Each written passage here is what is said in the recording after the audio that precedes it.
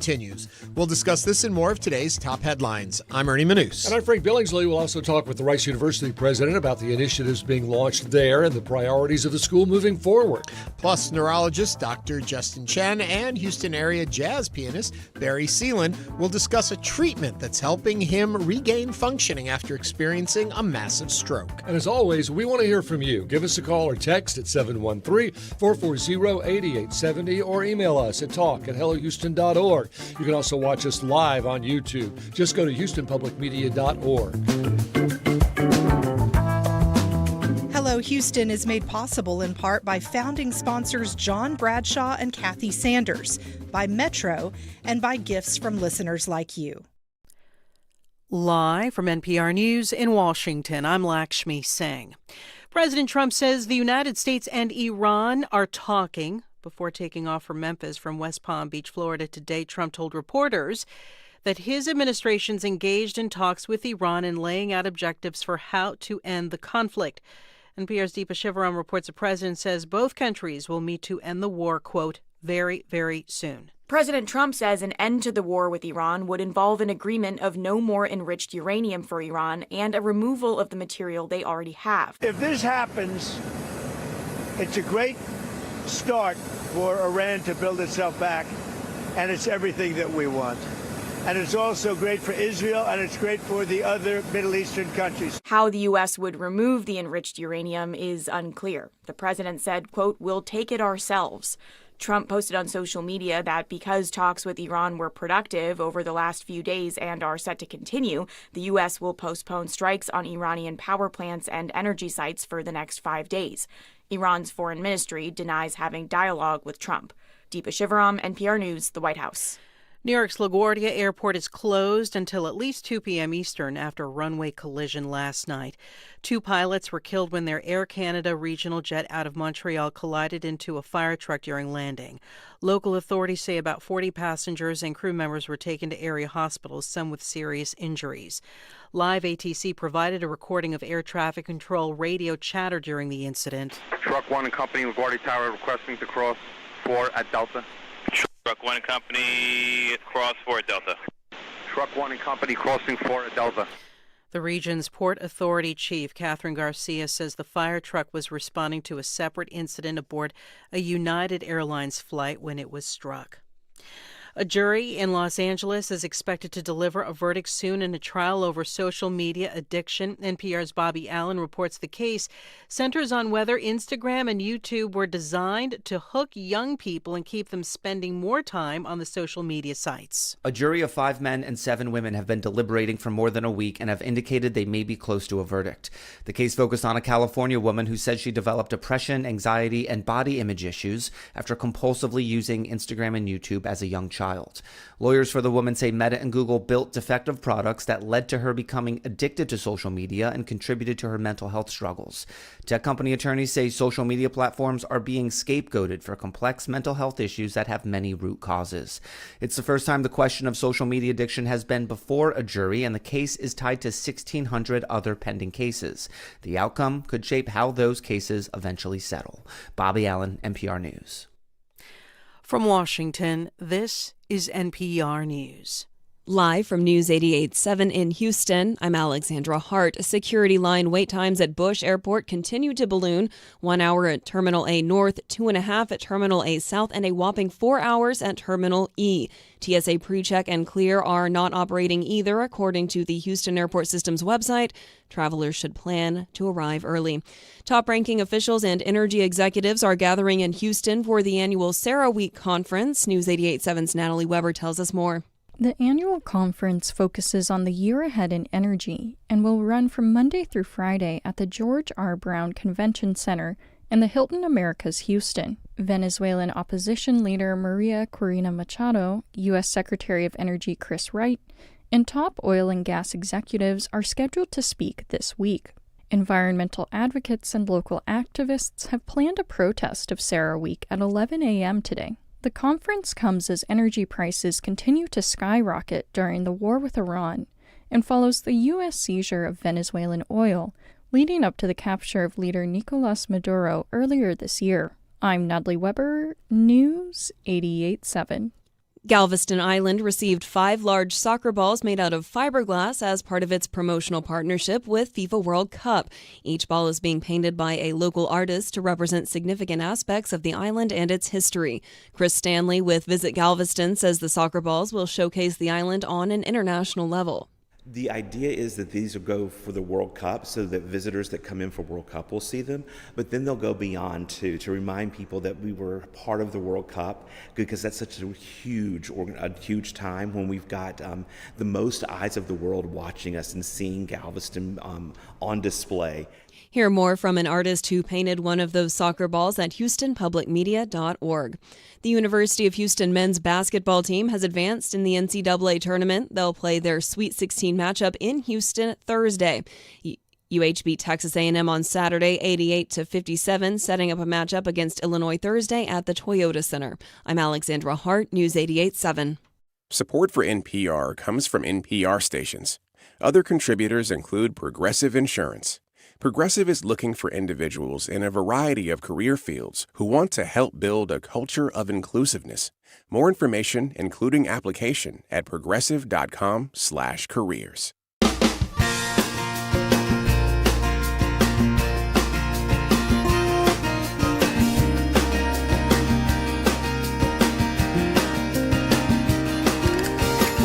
Live from the University of Houston, it's Hello Houston, an open forum on today's biggest stories affecting Houston and beyond. Call now, 713-440-8870, or let us know your thoughts on today's topics by emailing us at talk@hellohouston.org. Now here's your host for Hello Houston, Ernie Manous, Celeste Diaz-Sherman, and Frank Billingsley. Hello Houston on a Monday. I'm back. You are. We missed you. How was your time off? It was good. It was really busy. I just want to take quickly and notice I'm back, but Celeste she's on assignment today working on a story that's coming up later in the week, so she's not with us today. I was off and did a whole bunch of stuff. Part of my vacation was spent getting out and about. I moderated a District C candidates debate. A lot of people don't realize for City Council, District C is up for election, a special election. The early voting is going on right now. April 4th, I do believe, if I'm correct, that Tuesday, right, is the actual election day. There are 7 candidates in that race. If you are not in District C, you're probably right up against it. 'Cause if you look at the boundaries of it, it goes all over the area. Check it and see, is this a candidate you should be voting for? And get out there and vote. So I moderated that debate. Then I went down to Palacios, Texas. And they are saving the Luther Hotel, which was built in 1905, I think it was. And it's got quite a rich history there. And J.P. Bryant, who has the Bryant Museum in Galveston, has bought the property to turn it back into a hotel. And they're redoing the whole thing. And so there was an event down there for it. And I got to go down there and talk about preservation. And that was nice. Fun. Then I came back up here, or before I went there, I went to the River Oaks Country Club for the Bluebird Circle. They had their gala with Doug Flutie. So I got to hang out with the famed quarterback, hear about his Hail Mary pass, learned about that. Yep. And then it was Weird Houston history. I learned about that on Saturday over at the Orange Show. So I had a very busy time off. You did indeed. I was all over the place. We went down to Galveston and enjoyed the waters formerly known as the Gulf of Mexico, and weeded the yard. Went out with some friends. Came back. In fact, while we were there, there's a great rec center, the McGuire Denton Rec Center. Great equipment, pickleball, gym. It's just really great. And we belong, and so we needed to re-up our membership. So we went and took our cards, and the young lady looked at me, she said, "Well, you're 65, Mr. Billingsley, you're free."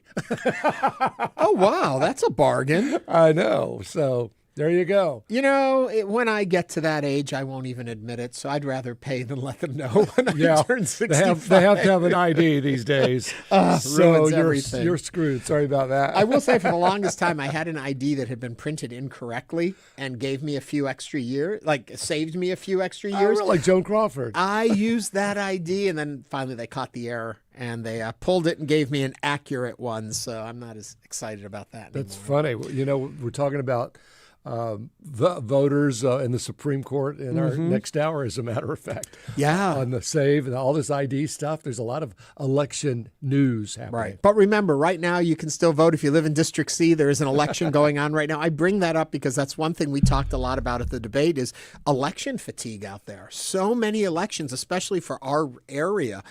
It seems like every few weeks there's another election. Yeah, for and you us. don't know if you're, like you said, you don't know if it really pertains to you or not. You don't really know who's running or what it's about. So it's hard to stay informed when it's so disparate. Right. When it's all one thing, you kind of know the issues. And all those elections we just had in March on Election Day, all those runoffs are coming up too in the next few weeks. So it's like so much. In June, there'll be more elections, all of this. And that's even before we get to the November elections, which are going to be the big ones. We've already had a YouTube. Of course, you can watch us there.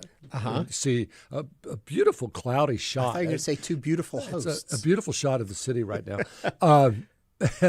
But we are on YouTube, and they're already saying, did either of you hear or see the meteor this weekend here in Houston? Yeah, I didn't. Did you see it? Well, we but were I've in seen Galveston. videos of it. Yeah, there's a lot of that. I know it's on our list to talk about. We're going to talk about El Niño and La Niña. We're jumping all over the place. So we have a lot to discuss. We sure. do. We've got a full show coming up. Plus, the president of Rice University is going to be here to tell us what they're doing over there. We're going to learn about rehab from a serious stroke and also a comedian who's clean comedy, and his show is called Rehab. Rehab. Totally different subjects. Look at how all that works. But anyway, as always, first let me quickly get the weather because it looks a little overcast. You know what? Warm and dry all week. Highs in the mid 80s, lows in the mid to upper 60s. In fact, the mornings in Galveston this weekend were beautifully cool. Yeah. Like sit outside and have a cup of coffee and not worry about the humidity. It was really nice. Yeah. But I'm looking at this cloud cover in this picture. It's because of the time of day. It'll be completely blue by 1, 2 o'clock. Oh, that's nice. Yeah. Okay. That being said, and we've told you what's coming up on the show, so you know what that means. We go into headlines. Well, it is spring break season. Of course, spring happened while you were on vacation. I know. I had to take my own spring break. These lines, have you seen these lines? I mean, New Orleans was a 3-hour wait. Bush Intercontinental, 2 and 3 hours. Oh, I saw the lines went out into the parking lot. It's terrible. It was crazy because the TSA agents are not being paid, and a lot have called in because the partial shutdown. They haven't been paid since like February 14th. And so they're calling in sick basically to keep their job, although I don't know how many days you can call in sick. I don't know what the limits are there, but to go and work a side job so they'll have actual cash in their pocket. And Celeste and I discussed last week about taking them a gift card. And you can't give them a gift card, but some airports have set up a box for a grocery and gas gift cards, a box. Okay. So I guess they're sharing that. I know the Denver airport has done that. So because it's a bribe, otherwise you don't want to get it. Especially with with ICE out there. So the wait times are there, as you've heard about, and now President Trump has talked about sending ICE there, and they have done it. So almost all the airports, New York airports, all of them, JFK, LaGuardia, and Newark, Hartsfield and Atlanta, Fort Myers in Florida, but not Miami. I guess they didn't have an issue with lines, maybe. I'm just seeing this show coming in. According to Fox 26, ICE agents were seen at Houston's Bush Airport, Bush Intercontinental, on Monday morning. So they're at Bush now, too. And I heard they were at Hobby also. Yeah. Now, the question is, and I'd love to hear your thoughts on this, so give us a call, 713-440-8870. They can't seem to come to terms with this whole shutdown. So this may continue. I don't know that ICE can really do anything other than sort of be there so that people behave. Like the hall monitor. And they say that there are some behind-the-scenes duties that TSA agents have. And so those agents could come to the screening area to get the lines to go faster while the ICE agents do the behind-the-scenes things. But I don't think they've had any training at all on TSA behind-the-scenes stuff.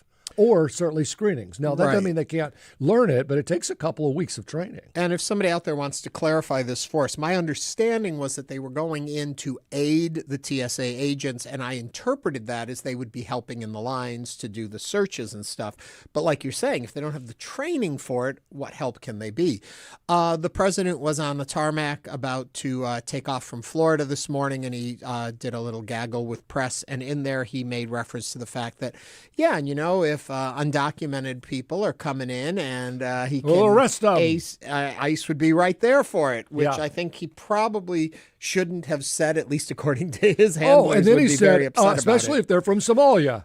Right. It's I know. Kevin noted, we were talking about this morning, and Kevin noted that he hasn't sent ICE agents to help out in blue states like Colorado or California or Washington. So now Chicago, is Chicago considered red or blue? I know Illinois. Oh, blue. Okay, so Chicago, very blue. But then Illinois, I know. Yeah, it's kind of like with Texas. When you get out into the rural, further out from the cities, it gets more red. But Illinois is a blue state. Well, Chicago's definitely blue. I'm reading that ICE will do security at entrances and exits of the airport. Remember when they used to stop you and they would put a mirror under your car to make sure there were no car bombs? This was right after 9/11. And they did it for about 3 or 4 years. So there were security checks for your car before you even got up to let someone off. So security checks at entrances and exits have really gone the way of all things.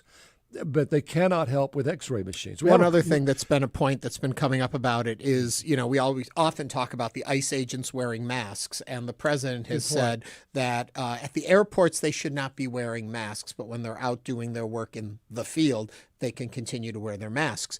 The first thing that comes to my mind is, but the point they have claimed of wearing the masks is to protect their identity. If they're at the airports without the masks on and they're ICE agents, now you're starting to know who the ICE agents are. So I don't know if this was a well thought out plan. 713-440-8870. James from River Oaks is on the line. James, what's on your mind? Hey, thanks for having me. Just real quick. People are already very stressed and anxious when they're at the airport, and I think having ICE kind of hovering over them is just going to add to that angst, especially when there's no clear objective and no ease statements to let the people know, hey, guys, this is what you can expect from ICE. They're an advocate versus, adding to stirring the pot already, considering some of the history that ICE brings to the airport. So, well, James, I'm not a big fan of it. James, don't you think the proof is in the pudding? If the ICE agents are there and suddenly this week the lines all shorten to be 10 or 15 minutes, people will say, I don't know what happened, but it's a good thing they're there. But if the lines don't shorten and stay 2 and 3 hours, even with the presence of ICE, people will say, well, why are they even here? Agreed. Yeah, 100%. And worst case scenario, what if there's a altercation or something that involves ICE that we've seen that didn't really favor them too well with a passenger or someone that's showing up there? So yeah, I agree with you 100%. Yeah. Well, there have been people after drinking that have had altercations with flight attendants. Certainly, someone could have an altercation with an ICE agent. Now, I don't know that they have any. They're armed. They're not armed, are they? I don't know the particulars on it. First of all, James, I want to thank you for calling. You bring up a good point, too, that simply the presence of seeing ICE agents to many communities is already, sure. It brings fear, concern, anxiety to them. Add that to the anxiety for many of traveling, the long lines already. It seems like it could be a pressure cooker there. And you could see we've seen so many incidents get out of hand. But I think they are trying to lessen those lines, make it move. Also, though, the presence of ICE agents make some people second guess whether they want to go to the airports and travel, and that may bring down some of the congestion. Well, it doesn't look to me like they have machine guns or anything with them, but they have padding, Yeah. So.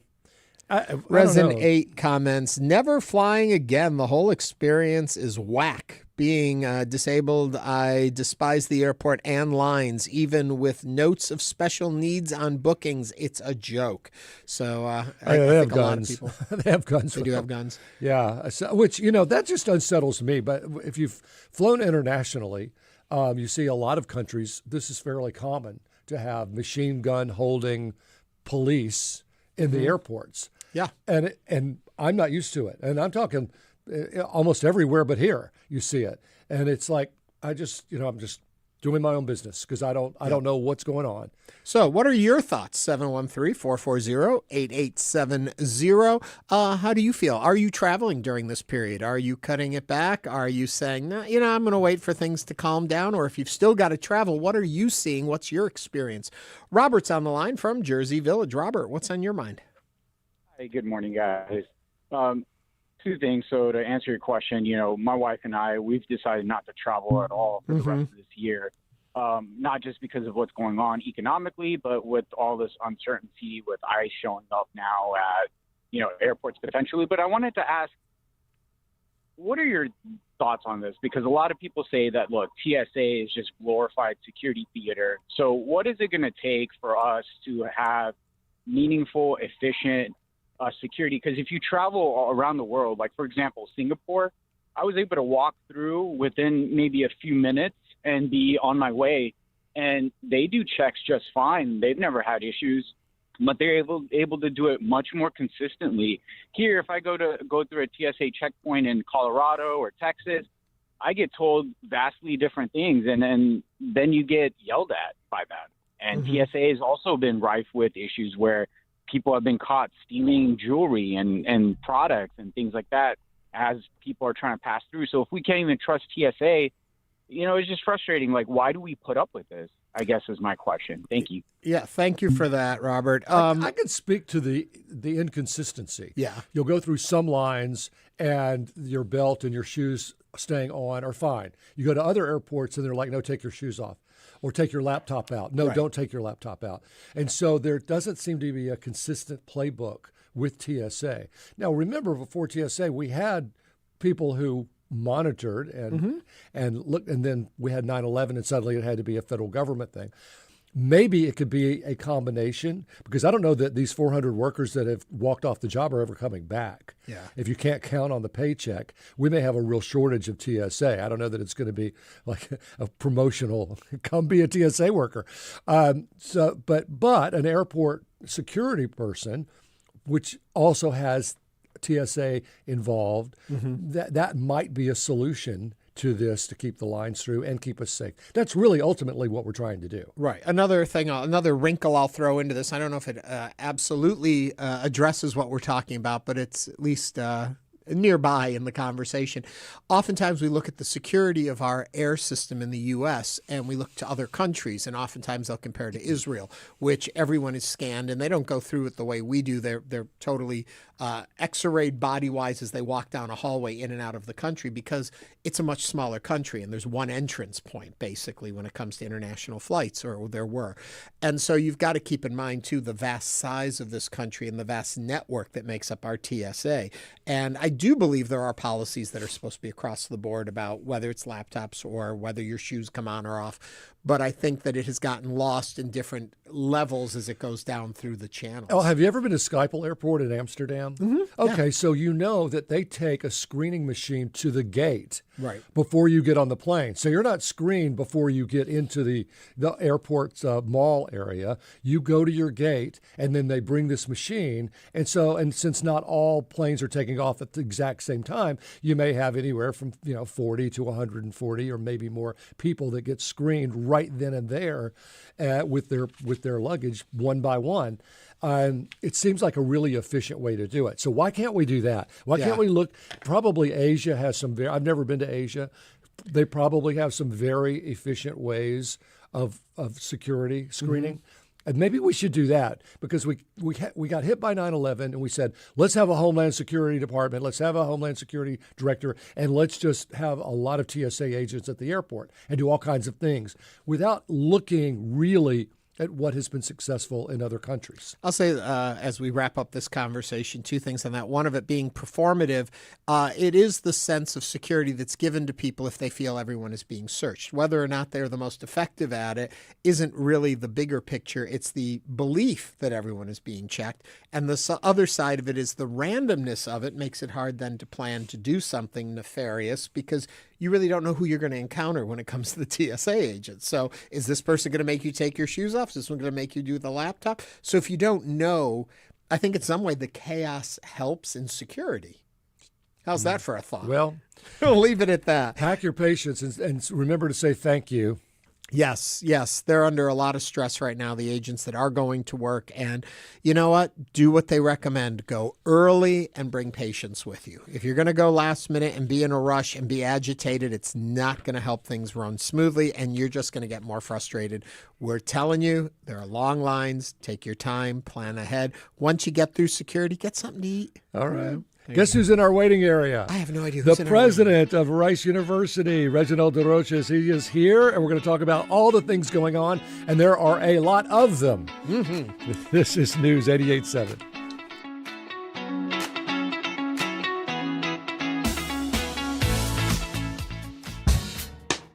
Meet Tio Choco. We just took his keys for the day and gave him a Ride Metro fare card. This is his story. Visit ridemetro.org/Choco to find out where is Choco. Employment cash cow that it was supposed to be. I'm Amy Scott. That story next time on Marketplace. Marketplace at 6:30 after All Things Considered here on News 88.7. On Fresh Air, you'll hear from people who really make you think, like astrophysicist Brian Greene explaining the scientific theory that our universe is just one of many. And the image that I like to have in mind is, imagine that our universe is like one slice of bread in a much grander cosmic loaf, with the other slices of bread being other universes. No subject is too big for Fresh Air. Join us. Fresh Air, weekdays at 8 p.m. on News 88.7. Tayari Jones's new novel, Kin, takes on womanhood in mid-century. I took what I know about life and imagined it. How must these kind of universal, timeless things that I understand about being a woman, how then did they look against the backdrop of the limitations of the 1950s? A story of love, laughter, and friendship in the Jim Crow South. That's next time on Think. Think tonight at 11 o'clock here on News 88.7. Support comes from Metro, introducing the Ride Metro Fare Card. The Ride Metro Fare System replaces the Metro Q Fare Card for bus and rail fares. Details at ridemetro.org/fare system. Support also from Texas Mutual Insurance Company, a workers' compensation provider, committed to handling claims to help injured workers get back to work. More at texasmutual.com/mutual care.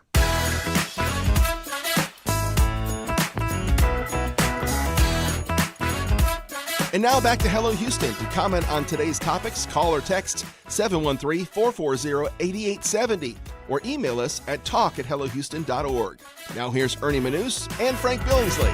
All right, since taking on the role in 2022, Rice University President Reginald DesRoches led the university through a period of significant growth and momentum, expanding the school's research efforts while expanding access to tuition assistance for students. He's launched major initiatives like working in space technology, urban research, campus development. A civil engineer himself by training, President DesRoches has also focused on strengthening Rice's national and global profile while guiding long-term investments in academics and research. He's here in studio with us now to tell us more about all of this that's going on at Rice University. President DesRoches, welcome to Hello Houston. Good morning. Thank you, Frank and Ernie. It's great to be with you. Well, if anyone has any questions, 713-440-8870. I'll tell you, I know you're trying to expand the student body. I mean, just the very basic, from 5,000 to 10,000, more or less? More or less, that's about right. So for, at the undergraduate level, from 4,000 to roughly 5,400, and we're more than halfway through that process. So this fall, when the new class comes in, we'll be at 5,000 undergraduates, and slightly less than that at the graduate level, about 4,500. And so pretty significant growth, 30% growth. So we increased our incoming class from 1,000 to now 1,300, and then soon 1,350, which is a dramatic increase. Talk to me a little bit about the concept of growth for a university. Is it simply because it brings in more income to the university, or is there a reason for wanting more in the student body? And I'll just preface it by saying one of the things that a lot of universities have going for them is they talk about the intimacy, the smaller class size, and all that. So That's a great question. Yeah. It is not about bringing in more income. It's really, for us, it's about access. I mean, we're receiving 37,000 applicants for what used to be a class of 1,000. And so now that we've increased it to a class of 1,300, there are 30% more kids that will have access to a Rice education, 30% more kids that will leave Rice positioned to change the world, change Houston, change our state. So it's really an issue of access, and we have the applicant pool to be able to do it. You don't see any other private peer institutions increasing like this. This is really where are they all going to sleep? Right, and so for us, we want to do it while we maintain what we call the close-knit community that we have, and so that means keeping the student-faculty ratio roughly at 6-to-1. So we've hired 250 faculty in the past 3 years. Oh wow! Which is really huge. Yeah. For Rice. Well, and they have to house also. And we so do. what And are you so- doing about and so- faculty and student housing? So one of the things we're doing is we're building new housing. So if you drive along Main Street, you'll see the 2 new colleges that are being built that'll be ready for this fall class. We'd like to house roughly 77 to 75% of our students on campus. And when these 2 new colleges are built, and we're going to expand some of the other ones, we'll get back to that roughly 75% on campus. What are roughly the demographics of Rice now, men and women, and then Texas versus the rest of the country and the rest of the world? Sure. So the last 2 classes are the first time we've had parity with women, so 50-50. Nice. Historically, it's been a little bit more men in part because of the larger STEM focus that we have at Rice. So it's 50-50. Roughly 35% of them are from Texas, 40%. I think this incoming class, we're looking at 40% Texas, 10% international, and 50% non-Texas U.S. And how many that show up actually graduate? Very high percentage, somewhere in the 96 percentile wow. rate. That's terrific. 97% graduate. And what we tracked 6 years because that's what all the different metrics use is 6-year graduation rate. Most of them graduate. I want to in 4 go back years. to growth for just a second. And you're talking about increasing in size. When is the right time to say we increase to where we needed to increase to? That's a good question. So we are constantly assessing how it feels, if that makes sense. And so now we're at 4,800. Do we still have the small field? Do we still have the number on campus that we want, that roughly 75% on campus? Class sizes are still small, 6-to-1 ratio. We're going to get up to 5,400. That's the target that's been approved by 2028. And we'll assess how it feels. And then we'll assess whether or not we can build. We have space and capacity to build the next college to get us to a higher number. I know you have a social center. Do you have fraternities on campus? We do not have fraternities on campus. And that's probably... that's intentional. I was in a fraternity in a small private college, much like Rice. We considered, I think 60% of us were Greek, Right. And so you say it's intentional. That's Why? intentional. Because it's all about the books? It's all about the residential college community. So we have these 11, soon to be 12, residential colleges where the students come in, they're part of that college their entire life. And obviously the 4 years that they're on campus, they're part of a college. And the college... Will you explain that a little? Yeah, so we call it a college? college, but it's a dorm. But it's more than a dorm. It's a community that they associate. They each have their own traditions and their own songs and their own community. And they represent the sort of demographics of the U.S. and not any one state or any one major. They sort of represent the overall demographics. And they have this incredible, they live there with the faculty and staff, live with the students in these really? colleges. Not just an RA? Not just an RA. We have faculty that live there and we have staff that live there. And it just creates this incredible bond. And when students come back, they come back to visit their college more than anything. I mean, they just associate themselves with this incredible college. And many people consider Rice's college system, others have it, Yale has one, Princeton has one, to be the best in terms of the community that's built in the college system. Well, not to be mercenary, but how are we going to pay for all this? Well, how are you paying tuition and how are you paying for all the development? Part of it is the generosity of our alumni base, and so we obviously are constantly working to raise money for the university. We're a private institution, so our sources of income are our endowment, which comes from the generosity and support we receive from our alumni and friends of Rice, not just alumni. We have lots of friends here in the city and around the country. Talk a little bit to me about freshman tuition coming in. And I remember hearing stories that scholarships were awfully high. You could get into Rice pretty much. If you got accepted, finance shouldn't be limiting you. That's correct. And so we are need blind. We're one of the few universities that's need blind, meaning we accept the student not knowing whether or not they're going to need aid. And not all schools are need blind. So we accept them knowing we might have to pay their full tuition.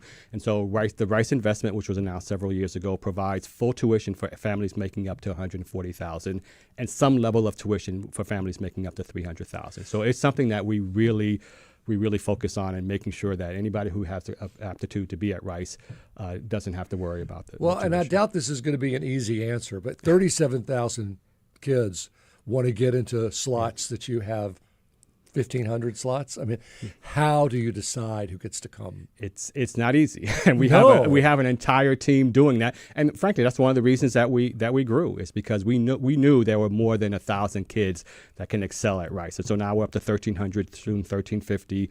And maybe eventually 1,500 for the incoming class. But yeah, we have an entire team. They read every application 3 times. We have a huge team that reads every app, and many of the kids actually go through an interview process. I was going to say, but not every kid. It's not required. You can do it in your community. So if you live in New York, we have people that interview you in New York, and even overseas, we'll have people that do the interviews. But every student has the opportunity to go through that process also. Are there 3 things you better have on your resume? No, it's not really that. Obviously, we're looking at the rigor of your undergraduate education. We're looking at testing. Testing is recommended, not required at Rice, and so I think the numbers are something like 85% of our students submit a test, but it's not required because we know it means different things for different kids. Mm-hmm. But yeah, no, they really look at the entirety of the kids' experience and where they're coming from.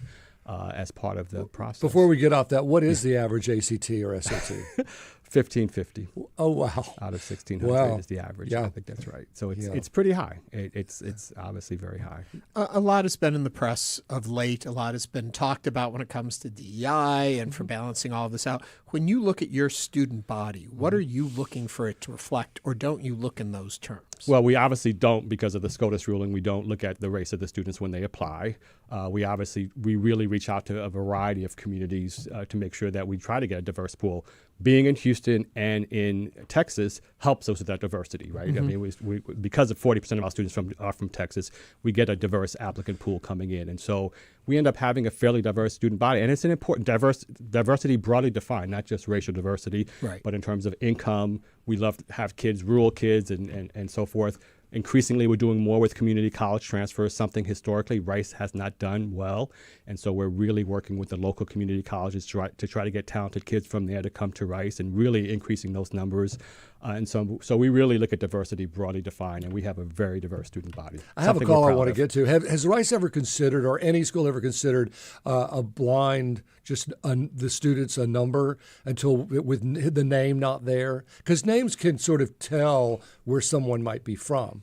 Yes and no. I mean, I'm not sure if universities have considered that, but you can't necessarily tell where students are from their name. I mean, but you're pretty confident it's all egalitarian and you're getting the best students. Oh, absolutely. Yeah. Absolutely. There's a Mr. McKinney. I don't know if you know Mr. McKinney. He's from Southwest Houston. He wants to talk about preserving Houston's history in Rice University. Yeah. If you'll put your right on. I think he gives tours even. Mr. McKinney, are you there? Yeah, I'm here. I just want to commend President DesRoches for the great work he's done since he's came here. A lot of awesome waves. And, Rice owns just so much property throughout Houston, and many of which is public. A lot of it isn't. And a lot of property they own is historic. We look at the Rice Village, for example, that's been not under his leadership, but certainly a lot of those historical small shops have been, just torn down and butchered and demolished over time. And then, Rice Stadium, the 1950 beautiful stadium where JFK spoke and lots of other important milestones took place, is either in jeopardy of being demolished or reimagined in some way that's not recognizable. And of course, the Ion District, see so many great 1930s and 40s, retail shops that are being torn down. And so I love progress. There's great work that's being done by Rice on that end, but just want to see about the balance of preservation because, Houston's history matters. That's my question. No, that's a great question. And we are focused on making sure we maintain the history. So that allows me the opportunity to talk about the Gateway Project, which perhaps you're familiar with. And so it includes reimagining, and you said the right term, the stadium. We're not demolishing it. We're going to preserve many important elements of the stadium, but also realizing that we need to downsize it. We don't need 60,000 seats in that stadium. We need to have more luxury amenities. We need to have a stadium that provides a better fan experience. So we're going to do it in a way that respects the history of that and the importance of that stadium while also providing a better fan experience. And I read about the Beltway, I guess we would call it, from Rice into Rice Village. Yeah. So you'll sort of make that whole area. That's correct. A common area. That's correct. So there are 3 components to that project. One is reimagining the stadium, downsizing it, creating a better experience for our fans and for our student athletes that will use it, and making it more flexible so that we can host things like professional soccer games in the stadium. The second piece is that parking lot along Greenbrier on the campus side, creating an entrance that's much like the entrance along Main Street, really with the grass, and we're going to do some work around sustainability to ensure that we don't have flooding issues, and really redesigning that in a nice way, and then connecting that to Rice Village as we develop the village over on Greenbrier, starting on the Greenbrier University side, which is what Rice owns. We don't own the entire village. We don't own the Rice Boulevard side. And so, yes, and to the speaker, we will absolutely think about respecting the historical look of Rice Village and the importance of that area, but figuring out a way to connect it to campus, to have it as an extension of our campus in many ways. Mr. McKinney, thank you for calling. If you've got a question or comment, 713-440-8870. Jumping off that a little bit, I'm curious, coming into an organization like Rice University and kind of playing on what Mr. McKinney said, is that there's an idea, a concept of what Rice University is. And then you come in as a president, and I'm sure you've got your ideas and plans. How do you find the balance of what Rice becomes under your leadership? Yeah, that's a great question, and great tension that we constantly face is we want to preserve the culture of Rice. It's a unique culture. And even the tagline for our strategic plan, personalized scale for global impact, means that we want to maintain the personalization. Even as we grow, we want to maintain the small class sizes, the informality of the campus, the fact that faculty and students have to know each other in a way that you don't see at many campuses. At the same time, we know we want to reach out. We want to have a global footprint. So we've established a larger presence in Paris, and now we have a presence in India, and we have a presence in Venice. I just came back from our new program in Venice. And so we know we want to do both. We want to have a bigger impact, but maintain that unique culture that many of Rice alumni cherish and remember, and make sure we preserve that. Speaking of alumni, let's go to the other side of that, because we got a really interesting question here. I'm struggling on what to invest on my kid, money, academics, etc., in elementary school. I say that because I have no idea if a diploma will be as strong as it was when I started working. So I guess the question is, if you have a young, bright child, what development path should you be on to get that child into a place like Rice? Yeah, so there's lots of questions. I thought you were going to go and whether, the value of a college education. I truly believe, because there's questions now in society about whether college education is valuable, and I absolutely believe, and all the studies show that it is absolutely valuable in terms of incomes, in terms of experiences you have. And so we absolutely believe it's more than just the learning that takes place on the college campus, which is absolutely critical and important, and we value that. But it's the things that happen outside the classroom, the fact that you bring people from all over the world. For us, 50 different countries represents our incoming class, and every state in the U.S., and you put them in this community where they spend the majority of their time outside the classroom, and that's where the learning happens. And that's something that's invaluable and something that we really cherish, and it's an important part of the experience at Rice. So back to getting your kid on the right path to a good school. Yeah, so there are many ways to do that. Obviously, there's you got to find the right public schools here, or I don't think you have to go to a private school per se, but making sure they take all the appropriate classes depending on what they want to study. If they want to study engineering, obviously making sure you have, and I'm an engineer, all the math classes that lead up to calculus and the first set of core classes you need at Rice University. I have a friend who is a very tough judge of character and actually a Rice alum and currently works with you folks. And he wrote me and said that you are loved on campus. And what strikes me interesting about that is when someone is in that position of leadership, oftentimes there's a lot of, there's tension within the body underneath you. As a leader, what do you think you bring to the table that allows that to be able to move forward, advance ideas, and still be accepted and appreciated by the staff beneath you? Yeah, well, I appreciate that comment. I do put a lot of time in making sure that I have relationships with the faculty and staff and the students. I have lunch monthly with the students. I run with the students. I'm running with the students on Saturday. I knew a lot of the faculty coming in because I was provost and dean. And again, Rice is, compared to most peers, a small school. I would say I know the majority of the faculty by name on campus. And so I really cherish the importance of establishing relationships and being accessible and available to people. And so that's an important part of the way I lead. Do you have, to date, you've been there since 2022, a real crowning achievement? I'm not sure if I have one. I've been there technically since 2017 because I came as Dean of Engineering and Provost, but President is 22. I'm really proud of the growth. I'm really proud of the fact that now we have 30% more kids coming to Rice and then eventually graduating from Rice whose lives will be transformed. Do you think that will cap it? Can you get bigger than that? Possibly. I mean, we're going to assess 1,300 incoming class. I think this incoming class might be larger, 1,350. And then we'll see how that feels. We want to make sure, first and foremost, we maintain the uniqueness of the Rice experience. But yes, we would like to grow. Before we let you go, though, I do want to know about the Ion District. Yep. What's going on there? What do you see for a vision for it? Where is it at in the whole process? Yeah, so we announced a couple months ago we're going to build the next building called the Arc, which will go right in front of the Ion building, the renovated Sears building. And, it's 14 acres in that district. We really envision it, hopefully over the next couple of decades, building that entire district out and being an innovation ecosystem for the city of Houston. And one of the things that we're doing is we're really viewing this also as an extension of our campus, meaning that we're going to have programs out there. We have some faculty who have indicated they'd love to have their offices out there to really engage more with the city. And so we invite others in the city to be part of that. It's an exciting entity for the city, and I'm looking forward to growing it in the coming decade. Well, it's a beautiful campus. We're proud to have Rice in our city. That's for sure. President DesRoches, thank you for being here. Thank you for having me. It's always great to see you. Good to see you too. All right, coming up, a local jazz player's remarkable health journey. Stay with us as Hello Houston continues.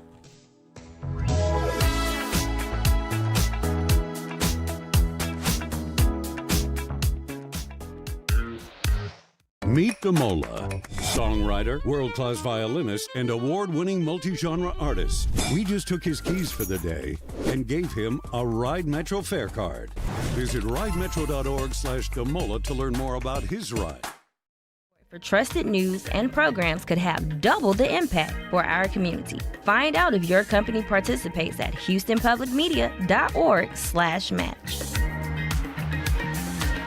Houston Public Media, in partnership with Texas Southern University, brings to you The Vibe, R&B, hip-hop, and neo-soul, music that resonates with all ages. The Vibe on 88.7 HD3 and on the Houston Public Media app.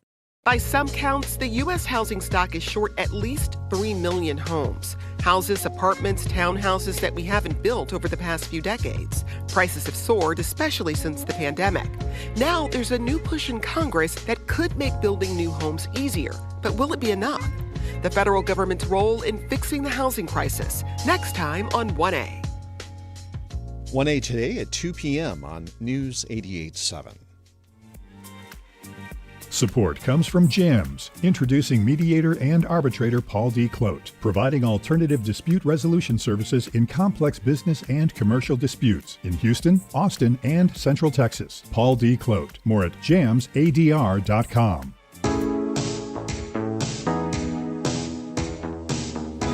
And now back to Hello Houston. To comment on today's topics, call or text 713-440-8870 or email us at talk@hellohouston.org. Now here's Ernie Manous and Frank Billingsley.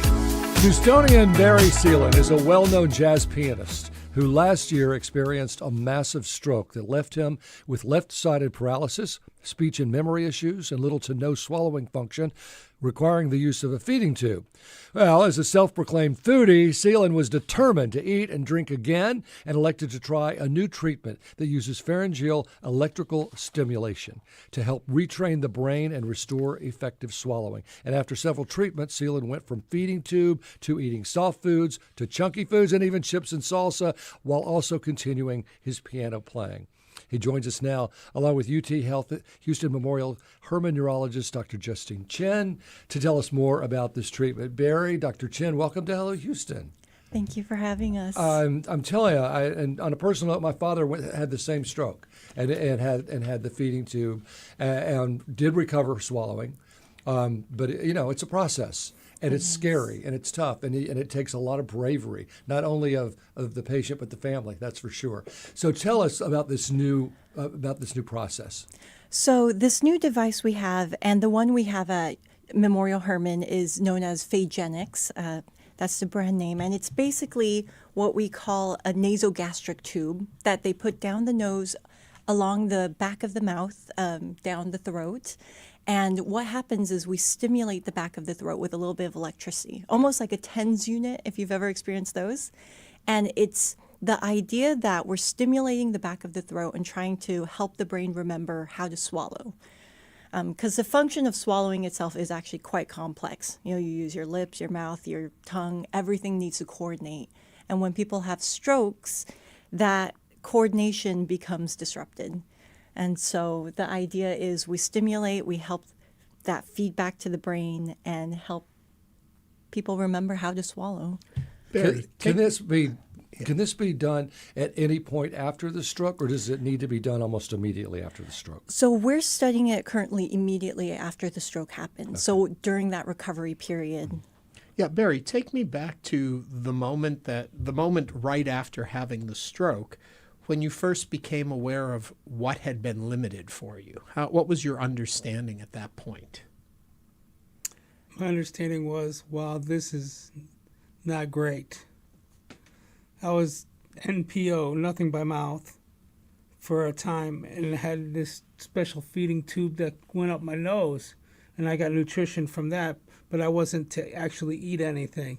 So I'd go to bed with go to sleep with an empty stomach every night. Yeah. When did you know, or how did you know that this was an option for you, that there was something out there that could be of service?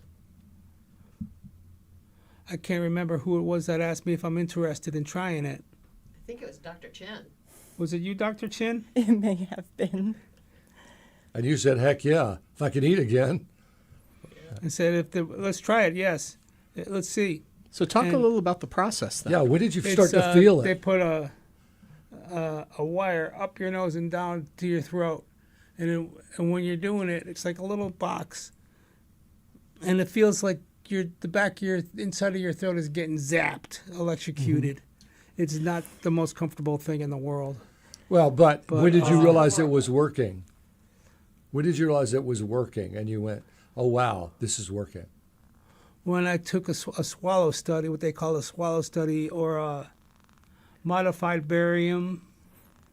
That's a type of swallow study, yeah. Yeah. Yeah. I guess what I'm... So I could see like my X-ray skeleton of myself in real time on a screen, and I'd take a little sip of something, and you could see it go down and watch the whole inside of your throat work. And so after taking that one swallow study, I was upgraded to, I think, blended, and I was able to have some actual food.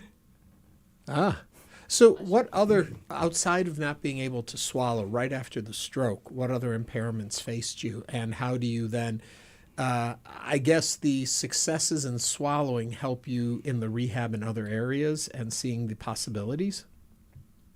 Yeah, because I guess I could see progress, that little bit of progress, and just know that if I can keep on the same trajectory, I'm going to get back to being a fully able-bodied human again and be able to be driving, playing my instrument, and everything.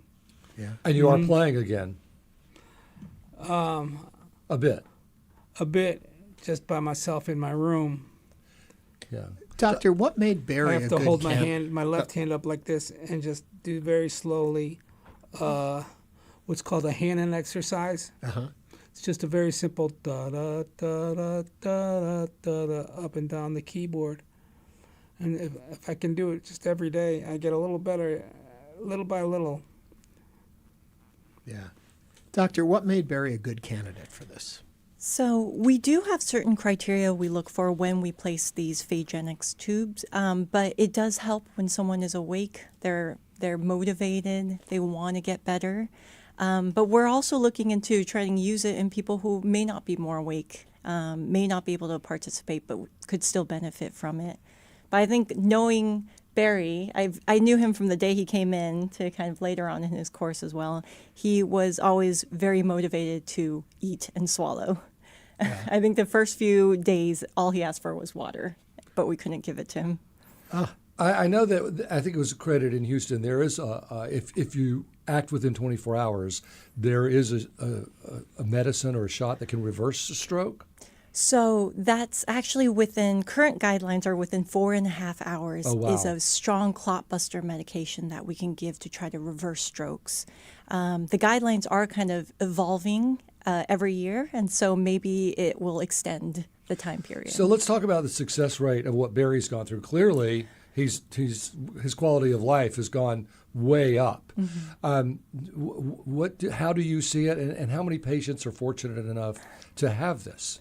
So Barry is lucky in that when he came to hospital around August, we had kind of just initiated using the Phagenics, I think only a few months in. I'd say anywhere up to like 50% of people who've had strokes have had issues with swallowing and may need that feeding tube initially when they come in. And so at TMC, at the Texas Medical Center campus, we've been able to do the Phagenics now in over 100 patients. And we've also expanded it to the other Memorial Hermann campuses, Memorial City and Southwest. And so we've been able to start really providing that service for people. And I think we're still gathering the data on how much success we have, but it's really encouraging. Does it usually work or sometimes work? I think it's really dependent on the person and the location of their stroke and how much swallowing ability is affected. But we've seen a great deal of success. Let me ask a little bit about the technology that you're using there. Does that help in other areas of rehabilitation, or is it strictly for the swallowing mechanism? Can this be adapted in other ways? That's a great question. It actually can be adapted. I think even now the rehab facilities around us are using similar idea. It's electrical stimulation, especially on muscles. So they'll put basically electrodes on people's muscles while they're exercising to kind of give them that little extra zap. So I know the Tier Rehab does it as well. You could see them when they're kind of doing bicycling exercise and all of that. So ultimately, you're retraining the brain. Well, generally you're going to be over 50 if you have a stroke. Or am I generalizing too much? Generally, although there's all age range. Well, that would be my question. Is this technique that you're talking about, is it for everyone? It's for everyone. Yeah. Nice. Barry, let me ask you this. So you can swallow, you can eat now. What about taste? Was taste ever affected by the stroke? Are the flavors still the same? Is that chips and salsa? I could still taste things, yeah. Yeah.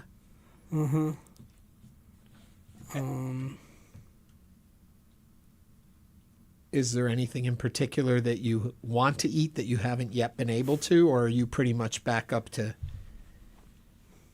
This says chips and salsa. Salad? You can't eat salad? Yeah, I can eat salad. Okay. But I'm still being told no. Salad. What are the challenges with things like salad? Why? So it may be kind of just if it's a lot of different small pieces, maybe one might go down the wrong tube into the windpipe. And a lot of times thin liquids itself may be more difficult because that's more likely to kind of go down into your windpipe, into your lungs. And so a lot of times people start off with, they may be able to eat solid food, but then they can't drink liquids at all. And you need to thicken that liquid up and make it kind of like a honey consistency. Do you get back to 100%? Is that the goal, or will it always be something that's an ongoing process? I think if you've had a stroke, you've had injury to the brain, it isn't something we can completely reverse 100%. We can always aim for 100, but I think realistically, I'm going to get there. There you go. Realistically, sometimes we'll hit 99, and 99 is good enough too. Attitude is everything. It is. 99 and a half won't do. No, Barry's going the full Wilson on. Pickett song, right? Yeah. And Barry, when you're back up to full speed, we want to come hear you play your piano again too and give us a concert. How does that sound? That'll be great. That'll be great. Dr. Chen, Barry, thank you both very much for coming in and sharing with us the great work that you're doing. It's amazing. We'll keep in touch. I hope so. Please do. And coming up, we'll be back with the second hour of our show, and we're going to be talking El Niño and La Niña. A lot going on there coming up in the second hour. You are listening to Hello Houston here on News 88.7. Stay tuned. There's more Hello Houston on the way with Ernie Manous, Celeste Diaz-Sherman, and Frank Billingsley. For the latest in local news, subscribe to the Hello Houston daily newsletter at HoustonPublicMedia.org. Hello Houston is a production of Houston Public Media. The opinions expressed by the guests of this program are solely their own and do not represent the views of management, staff, or underwriters of Houston Public Media. This is News 88.7. Your support for Houston Public Media powers the programs you trust and rely on. And your employer may help your contribution go even further. Many employers sponsor matching gift programs, doubling or even tripling employee contributions. It's an easy way to maximize your impact on the programs you rely on. Search for your company and get started today at houstonpublicmedia.org/match. Support for Houston Public Media comes from Hildebrand MBA at UT Austin's Macomb School of Business, offering the weekend MBA at Houston. Campus visit February 28th. Details at texasmbaevents.com. Make it here. It has been a nice Monday weather-wise. Today's high of around 85 with sunshine later on. Mostly clear tonight, then patchy dense fog. The low 64. Tomorrow's high around 85 as well. 76 right now here at the University of Houston. This is your NPR station, KUHF Houston, News 88.7. It's a service of the University of Houston. It's 12 o'clock.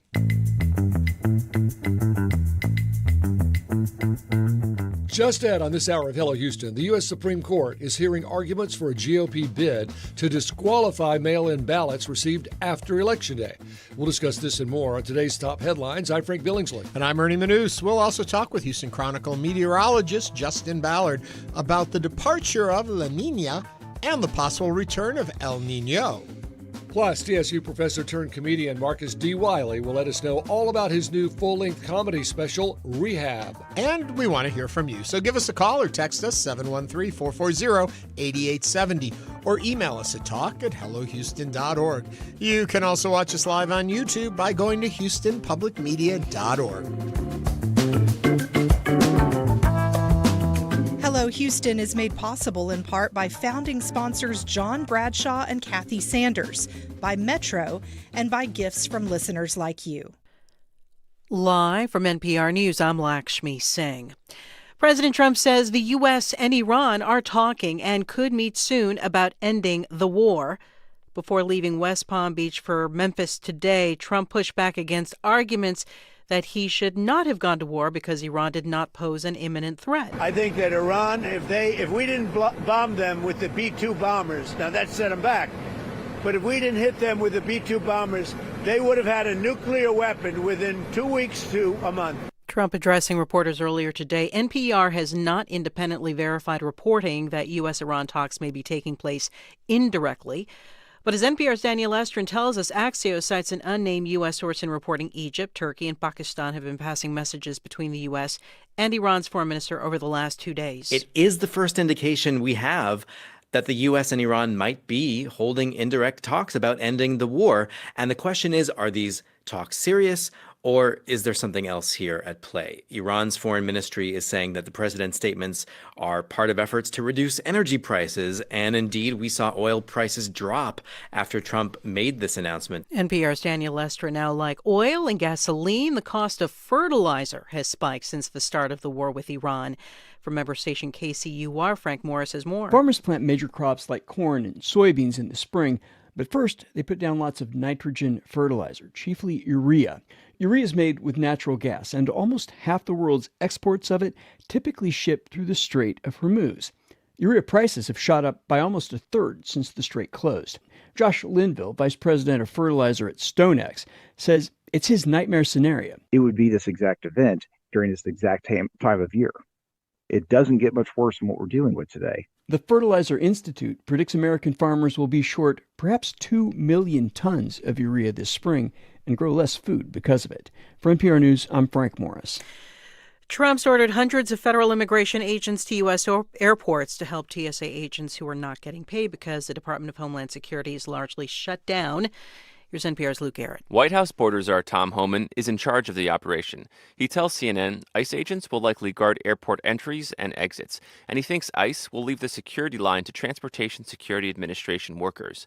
The union that represents TSA officers blasted the ICE deployment. Here's Union Policy Director Jacqueline Simon. It will be easier for somebody with malintent to get through a security checkpoint with an untrained ICE agent there instead of a trained transportation security officer. Homan says said ICE agents will continue their immigration enforcement mission while at airports. But in a statement, Atlanta Mayor Andre Dickens said ICE agents will take orders from TSA, and the federal agents at Atlanta's airport are, quote, not intended to conduct immigration enforcement activities. That's Luke Garrett. It's NPR. Live from News 88.7 in Houston, I'm Alexandra Hart. Travelers flying through Bush Airport are still facing long lines due to TSA staffing shortages related to the partial government shutdown. Terminal E is currently seeing a more than 3-hour wait time to get through security. News 88.7's Bianca Seward is at the airport speaking with passengers. Bianca, what's the latest? Hi, Alexa. That's right. I'm here in Terminal C at Bush Airport, and it's normally the busiest terminal, but today it's a complete zoo. The line for check-in stretched way outside of the terminal, and I spoke with passengers just a few minutes ago in line who say they took the wait time seriously and got here hours before their flight. Unfortunately, that may not be enough to help them. Many are still in line and worried they'll miss their flight. I spoke with Whitney West. She's headed to Sarasota, Florida for her grandmother's funeral. West got here just before 9 a.m. for her 12:30 flight, but she's just now going through security. West says if she misses her flight, she won't be able to make it to the funeral.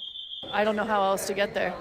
And I'm going to lose the money that I spent on the flight, which was over flight there and flight back. That's over $600. They've actually now closed this terminal, Terminal C, for a security checkpoint, and they're diverting all passengers over to Terminal E, which you just mentioned has over a 3-hour wait. So I'll be heading there next to see how they're easing congestion there. Thanks, Bianca. Harris County commissioners voted last week to renew a $38 million contract with LaSalle Corrections to keep outsourcing hundreds of jail inmates to private out-of-state facilities with limited oversight. Sarah Knight is the mother of an inmate who died inside one of those facilities. She implored commissioners to vote against the contract renewal and bring outsourced inmates home. You know that our jail handed over 5,400 people to ICE last year, which is the massive increase from 3,300 people in 2024. And now you want to give another 38 million more to LaSalle so we can keep using the jail to separate families? Why? The contract will keep sending about 1,000 inmates from the Harris County Jail to facilities in Louisiana and Beaumont. I'm Alexandra Hart, News 88.7. Support for NPR comes from NPR stations. Other contributors include United States Postal Service, dedicated to putting reliability at the core of USPS Ground Advantage to help businesses operate smoothly. More at USPS.com/Ground Advantage.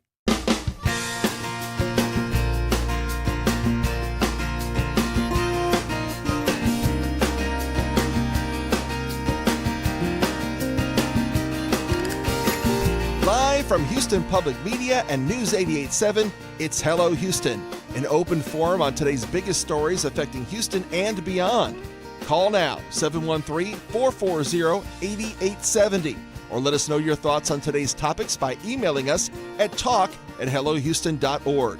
And now here's your host for Hello Houston, Ernie Manous, Celestia Sherman, and Frank Billingsley. 2 out of 3. Hello, Houston. Hello. Celeste is on assignment today, but will be back with us tomorrow. Just as we were getting ready to go into this hour, I got some really sad news. I'm sorry. Valerie Perrine has passed away, the actress. She was in Lenny, Slaughterhouse-Five, The Electric Horseman, Superman, probably most people know her from, and also one of my favorite cult films, Can't Stop the Music, the Village People movie. She passed away. She was 82 years old. There is a documentary out about her life called Valerie, and we're sorry to hear that she is no longer with us. Yeah. She was a fixture through 70s cinema, and a lot of people will know her career and know of her. So, guess where she was born? Where was she born? Galveston. Oh, you're kidding. Mm-mm. Well, then it is a local story. It is a local story. There you go. September 3rd, 1943. Wow. I know. didn't know that. Here, yep. I knew a lot. I thought I knew a lot about her, but I didn't know the important thing was that she was one of ours. And so sorry to see her go. She was, she won Cannes Film Festival. She was nominated for an Academy Award. She had quite a career. Yes. But you want to see a funny movie, a quirky movie, go see Can't Stop the Music to remember. It's the fictional telling of the story of the Village People. Fun. Yes, Yeah. it's a very fun movie. I have Bruce seen that Jenner's movie, in actually. that too. Yeah, you saw it at my house. I did. I saw it in your driveway with a huge screen. Yes, I've got to do that again. And you projected it on that sheet or something. No, it's a big framed movie screen I bought, but since then I've bought an inflatable movie screen. Oh, well. You plug it in and You have a hot dog machine, a popcorn machine. It's like going to the movies. yeah, it was a sit-in, not a drive-in, because it was outdoors, but anyone can come to that. So that's going on. Would today, Frank, be a good day to show a movie outdoors in the evening? Absolutely. And look, if you look outside with I'm our very city proud cam- of that you're- segue, by the way. Yes, But go very on. good. We're already seeing a few breaks in the clouds. Oh, yeah, we're getting that blue sky you promised And me. they're not growing. They're flat. So they're just, look right here. See a little bit. It's behind us. So the bottom line is warm and dry all week long. In fact, feeling a little more like May than March. No, it's hard to believe. Mid-80s for highs, 60s for lows. Yeah, give me my sleeping weather. Is it going to be... 60s for lows is still pretty good. Yeah. If you're under 70 degrees, it's pretty bearable. I mean, most people keep their homes in the upper 60s, low 70s. People. Well, I mean, we're spoiled by Mr. Carrier's invention, right? Yeah. But we do like to sleep in the 68 to 72 range. Yeah. So when your temperatures outside are 68, that's we are comfortable. going to be talking a lot more weather in this hour. We're going to be talking about La Niña and El Niño. La Niña looks to be going away. Models suggest El Niño is coming back. That's good and that's bad. And we're gonna have a little Met discussion. We call each other Mets, meteorologists. Oh, really? Yeah. Oh, well, then A lot that'll of- be cool. but I'll some sit people here and don't know just that. observe. It's like chefs call each other chefs. Yeah, Mets. Mets. I read in the open billboard, as we call it, for this hour, I mentioned the El Niña and El Niño, and I just feel dumb saying those terms. Like I have no idea what I'm talking about. And I know Frank's sitting right next to me. Why isn't he talking about We'll talk about where those terms come from. Yeah, we'll do that. And also, there is a wonderful comedian who will be joining us. Mr. Wiley will be here. He has a new special out, and Marcus D. Wiley, and we're very excited to have him on the show, talk about his comedy successes, and he'll be joining us a little bit later. But, as always, beginning of an hour means more headlines. This Frank, is what have you got? interesting. This is a case with potentially major ramifications for the midterms. You know I'm already excited about this one. I know. The U.S. Supreme Court is considering today a Republican Party bid to prevent states from counting mail-in ballots received after Election Day, even if they were postmarked on or before Election Day. 30 states, plus D.C., and several U.S. territories have laws allowing tabulation of some late-arriving ballots if they were timely cast and received within a specified post-election time frame. The case before the justices centers on Mississippi. They allow these absentee ballots to be counted up to 5 days after Election Day, so long as they were received by the Postal Service on or before. The RNC, which brought the lawsuit, alleges that the policy violates federal law establishing the Tuesday after the first Monday in November as the day for election of members of the House, Senate, and presidential electors in specified years. So that's the rule, and anything that isn't in our hot little hands before that doesn't count. Republicans argue that the term election means both ballot submission and receipt, and that Congress intended that it be completed on a single day, giving that I'm not sure Congress even had a very much of a postal system back then when this all came to be. Anyway, what are your thoughts? Call 713-440-8870. 30 different states allow this. And all of the statistics and the data say there's a very, very, very small margin of error. Now, Trump liked to claim that he lost the 2020 election, that it was stolen from him because of these mail-in ballots being counted after Election Day. And because of that, I think correct me if I'm wrong, Ernie, I think the real issue here is perception, that there's some fraud going on with these ballots, which is totally false. Right. It has been audited. It has been looked at. It has been investigated. There is no widespread voter fraud in this country. Have there been cases of it? Absolutely. It's like 4 in 10 million. Right. Millions and millions of votes have been cast. Upwards of hundreds of millions have been cast over the last few years. Of course, some are going to be fraudulent. Something is going to go wrong. But has it been enough to impact the sum total of the vote? No. That has been constantly upheld and believed. Should we have a system where there is less chance of even the few that come? Of course, if you can do something to fix something, fix it. But is there a problem here to fix? It doesn't seem to be. What's happening before the Supreme Court is really an understanding of what words mean and what intention behind those words are. So the real law that I guess they're trying to look at is all ballots must be received by Election Day, or all ballots must simply be cast by Election Day.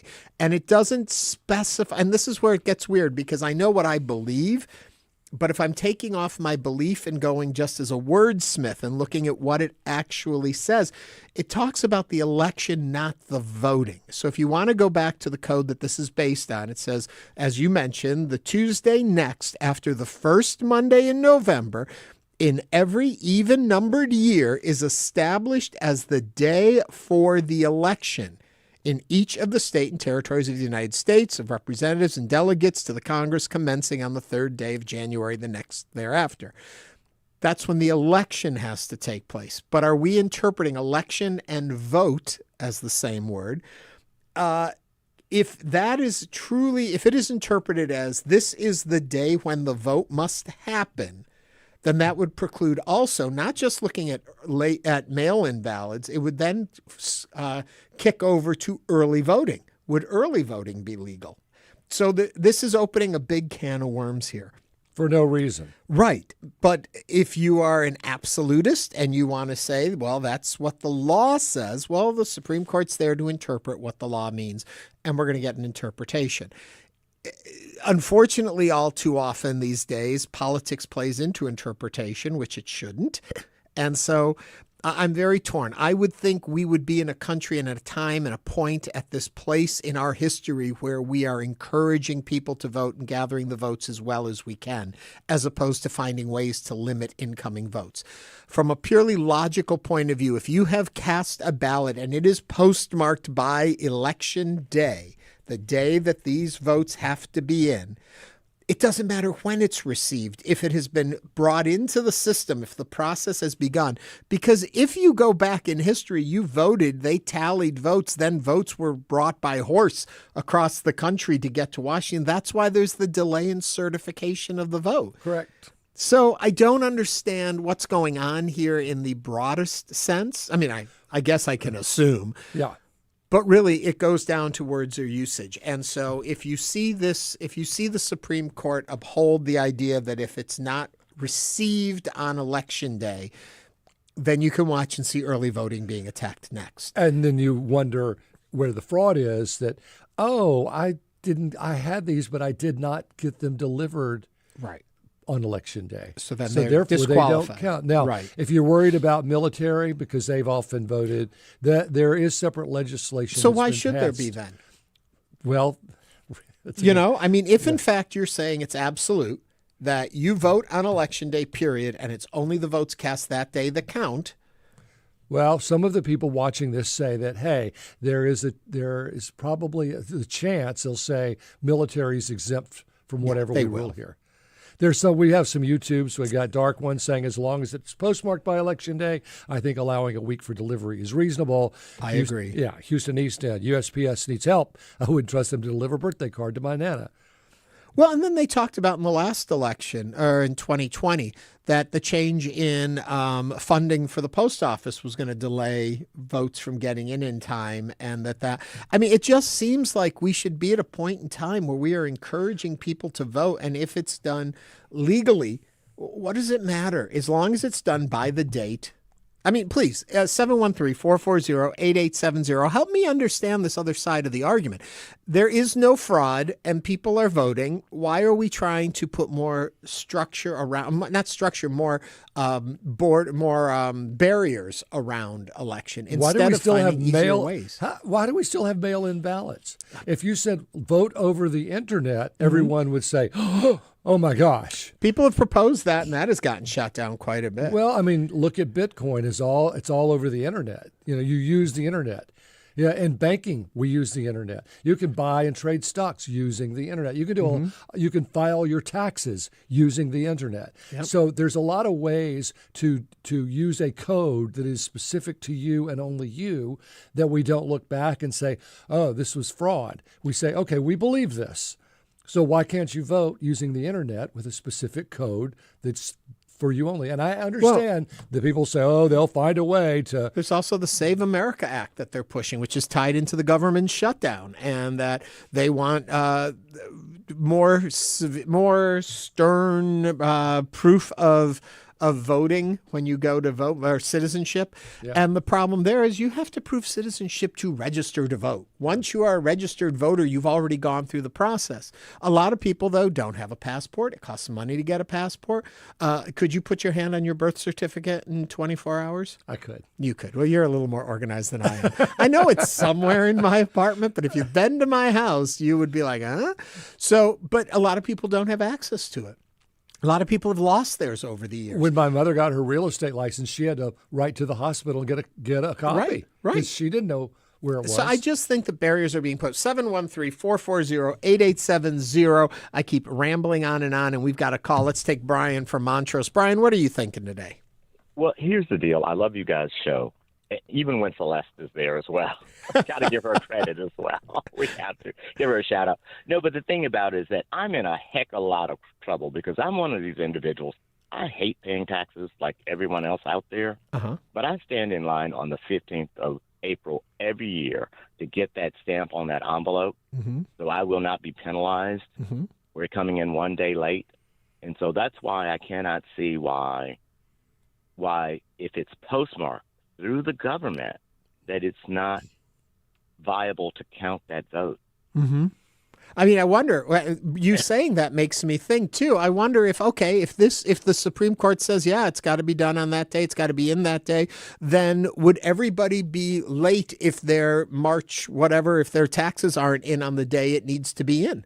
You know, I mean, do we start saying, nope, doesn't matter. Doesn't matter when it's postmarked. Deadlines? Yeah, deadlines are deadlines. The Let's Supreme Court says so. Brian, thank you for that. Yeah. 713-440-8870. We have Rick from New Caney. Hi, Rick. Hi, fellas. How are y'all today? Good. Good. My comment is several states out west, Washington and Oregon, do their entire elections by mail. Yep. And they have virtually no problems. It goes very smooth. And I have another comment to make about the Postal Service. The Postal Service would be in a lot better shape if Congress didn't skim $10 billion off the top from them every year. And also they wouldn't have to fully fund their pension system for 75 years in advance. And I'll hang up and let it go at that. Thanks a lot, y'all. Thanks, Rick. Thank you, Rick. Yes, mail-in voting has worked in other areas. Now, I don't know what their receipt of the ballot is in those states that do almost 100% mail-in voting, but they have figured out a way to make it work. Well, and we'll also have a big push if this goes through. Get your ballots in. If you can still do mail-in voting. You just have to get them in a week early. But is it fair if you get yours in and it doesn't get delivered in time? It's no longer your problem. It wasn't your fault. If you went and you got it in on the day it needed to be in, even if they say, okay, you're mail-in voting, well, to be secure, then get it in a week ahead of time, put it in and mail it in. Well, then I would have issue because Election Day isn't until the actual date. And so then you're forcing people to have to be outside of the system anyway.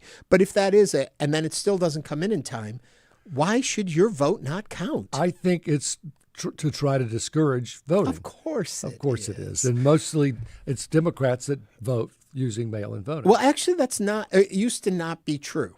Back before the pandemic, the majority of folks that voted by mail and did mail-in voted and absentee voting and all of that were Republicans, and Democrats tend to go to the polls. During the pandemic, it shifted a bit. Yes. But 713-440-8870, if my stats are correct. Alex from Rosenberg is on the line. Alex, what are you thinking? Hey, so two things, right? I think, correct me if I'm wrong, because I have relatives in Australia have mentioned this, that it's mandatory to vote there. And if you don't, you get fined. It's very obvious. Politicians want to continue putting their butt in their chair because what other job do you get paid very well with great benefits and not even have to show up to work 90% of the time? It's Congress, right? So if we had more people voting, they know they'd lose. And I think this isn't an issue. It's done on purpose. It's not a bug. It's a feature. We're all too tired to do anything. And then talking about the Postal Service, our mailbox in my neighborhood has been broken in so many times that I have lost track. And UPS or USPS is a mess in the Houston area. And so how do I know if I mail in my ballot that it's not going to get lost or stolen? And that's why it's important to show up and vote. But the thing is I run a small business. I'm not trying to make excuses, but it's difficult. It's already hard as it is out there trying to survive day in and day out. And I'm frankly too tired to wait in line and do all that. And I know that's not an excuse. But again, I just want to say this. Look, until the government and politicians start becoming fearful of the citizens that they're supposed to represent, nothing is going to change. That's the bottom line. That's They've gotten way too comfortable, and we've enabled them to do whatever it is they want. The silent minority has caused all these problems. And by the way, I shamefully say this as a person who voted Republican and Trump. They're the problem, period. Actually, it's both of them, Democrats and Republicans. So there you go. Thanks, Alex. Thank you very much. He makes much. a good point. I mean, you could vote 5 weeks ahead of the election to make sure your ballot gets there and gets counted. And it could be stolen there. And I know, because I know that there are all kinds of weather issues that prevent mail from getting where sometimes it never gets to where it's supposed to go because of a plane down or a truck down. And so the whole mail-in system is a little suspect anyway. Right. But I don't think we're ever going to convince people to vote online because there'd be too much pressure, I think. Well, there's so much hacking that goes on there, too, and the paper receipts and all of that is interesting. Alex, another point you made, which was what? There was something you said that I thought was really just so smart, Alex, and now I can't remember. You'll think of it. Let's go to Let's go to Sean. Let's go to Sean from the Museum District. Hi, Sean. Hey, hi. How you guys doing? How you doing? Good. What's up? Good. We're good. So I listen to you guys all the time. So the first thing is, the postmark, definitely I think that should be valid, the day of. And also kind of with the SAVE Act stuff, like my mom, she got, divorced twice, so I had to get her chain of custody, so to speak, for some bank loan she needed. So I know the difficulties in that. But I'm like, everyone has a Social Security number, and why don't we use that for voting and tie it to that? And also put the onus on any kind of document gathering, like birth certificates and stuff. Make that free. I mean, you're getting it from the government. Shouldn't they be paying for it? We pay taxes. Those are great points, Sean. Yeah, Social Security numbers do get stolen, so there's that. But anything can get stolen. Anything gets stolen. I mean, the best thing is to show up in person. Well, but it's not always possible. But it's not always possible. And also, back to what Alex was saying, I remembered what it was that point that I liked that he said. Why not make Election Day a federal holiday then? If you're going to insist it's on that Tuesday, then people should be able to go and vote. Or move it to Saturday. Have an amendment, move it to Saturday, vote on Saturday so less people are at work, or even a Sunday. But, then there's the problem about you shouldn't do anything on Sunday because it's a religious holiday. But well, yeah, and if you own your own business, Saturday can be tough too. Yeah. Let's take Paul from Midtown. Hi, Paul. Hey, how you guys doing? Good. I just wanted to say the caller who said about the postmark. Hey, look, there was a whole deal with the postal, the general saying, hey, you got to get the postmark by that day. Okay. But it's at 5:00 that day. It doesn't matter if you drop off your mail at the post office box outside on the street. If the postal people don't go outside, pick it up, run it into the postal office and run it through the meter where it gets that stamp on there, you're out of luck. Yeah. That's a good point. When this went down, they were talking about, then there's taxes that are going to be late. Or in this case, voting is going to be late. And if it doesn't get that stamp, I remember when you could drop off your taxes at 11:55 downtown on Franklin, and they were outside collecting. We're going to guarantee that it's going to get the stamp on there. Oh, we did stories on it, and you wonder how many really work quite on time. But voters. What was that? What was the end of that? I missed the very end. To discourage voting, no matter what. And just like Ernie said, prior to COVID, the Republicans, it was a standing deal. The Republicans are going to go in, they're going to do their early voting That's why the Democrats were going like, hey, we got to push out the vote. Yep. COVID came in, and our president then, who we have now, do not go do early voting. Do not mail in vote. You need to go in and vote the day of. Well, not everybody can do that. You guys know that too. Right. I agree with you. Do it or make it a federal holiday. They won't do that. Yep. Or anything else, but it's a way to discourage people. It's going to cost you money to go get your birth certificate. It's going to be really interesting to watch. Get, It's going to be interesting to watch and see what the Supreme Court does on this. I'm looking forward to hearing all the reports that come out today as to what were the questions that were asked. Oftentimes that can show the hand of where the Supreme Court is leading. Yeah. And so I don't know what those are yet because we've been doing this show while they've been having their arguments. But it'll be interesting, and I'm sure we will swing back to it and cover it. Paul, thank you for calling. Really quickly, let's grab Jen from Kingwood. Jen, what are you thinking? I am so pleased that we have so many educated folks that are understanding that this added legislation or proposed legislation are basically here to create barriers. Mm-hmm. We're not actually solving problems. The fact that so many issues have come up and why on earth all of the Republican election officials are not calling out the government when they're saying that false voting or tampered with voting machines are happening. Like, we have created a really wonderful system that is bipartisan with checks and balances, and we have a president and a lot of people that are falsely putting out a narrative that's just not true. You're and right. So I think that is, to me, the problem, that this is yet another thing of we're wasting time, resources, and energy and basically putting up more barriers for voting. And we have to call a spade. And I think that's the sad part to me. I do have one quick question. Sure. When all of this was coming up about I've never mailed in a vote, are people able to see if their vote counted? No. Or if it got disqualified, and how would they do that? There is a way you can track your ballot, because during the beginning of COVID, my mom was in better condition, and so the dementia hadn't done what it's done, and she still voted, and we were able to track if it was received, I do believe. There was a way to follow it. But once again, next time we have Tanisha Hudspeth on, we'll ask about that. Thank you very much, Jen.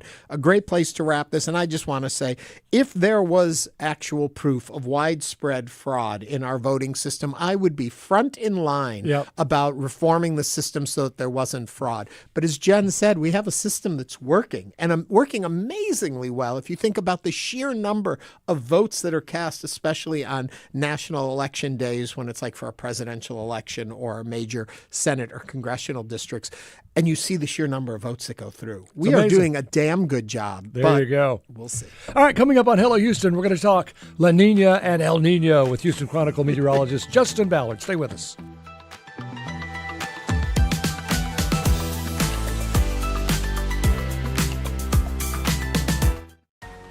We know you value Houston Public Media. That's why you're watching right now.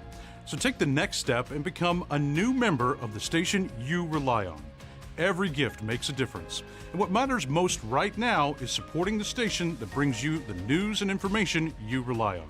It only takes a minute to make a big difference. So join as a new member today at houstonpublicmedia.org/donate or call 800-364-8300. Fell through. It doesn't, I don't know, it just kind of doesn't seem like the employment cash cow that it was supposed to be. I'm Amy Scott. That story next time on Marketplace. Marketplace tonight at 6:30 after All Things Considered here on News 88.7. On Fresh Air, you'll hear from people who really make you think, like astrophysicist Brian Greene explaining the scientific theory that our universe is just one of many. And the image that I like to have in mind is, imagine that our universe is like one slice of bread in a much grander cosmic loaf, with the other slices of bread being other universes. No subject is too big for Fresh Air. Join us. Fresh Air, weekdays at 8 p.m. on News 88.7.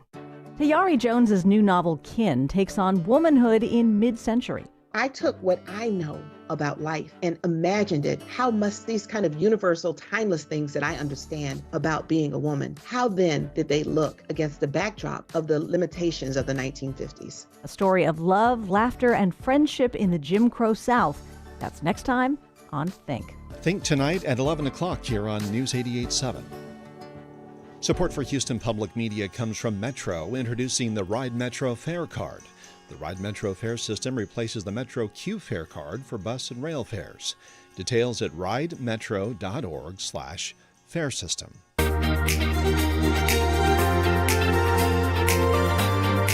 And now back to Hello Houston. To comment on today's topics, call or text 713-440-8870 or email us at talk@hellohouston.org.